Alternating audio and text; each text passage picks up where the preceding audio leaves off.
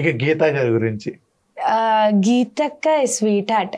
అంటే నేను రికార్డింగ్స్లో కానీ షోస్లో కానీ ముందు పాడేటప్పుడు కూడా గీతక్క గురించి చాలామంది చెప్తారు. అంటే తను చిన్నప్పుడు నీలాగే వచ్చి పాడేది. అండ్ అక్క నేను కొంచెం హైట్ ఉంటాం కదా, సో చాలామంది చెప్పారు సేమ్ చిన్నప్పుడు గీతలాగా ఉన్నావు నువ్వు అని చెప్పి.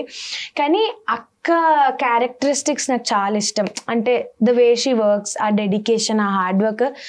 నేను ఎప్పుడైనా సరే గీతక్క లాగా పేరు తెచ్చుకోవాలి, అలా ఉండాలి నేను కూడా అందరి దగ్గర అని. నాకు నన్ను మర్చిపోతారు ఇంకా అని అన్నారు ఒక పాట పాడినప్పుడు, అర్థమైంది అప్పుడు ఏం ఫీల్ ఉంది? అయ్యో లేదు, అక్కని ఎప్పుడు ఎవరు మర్చిపోరు.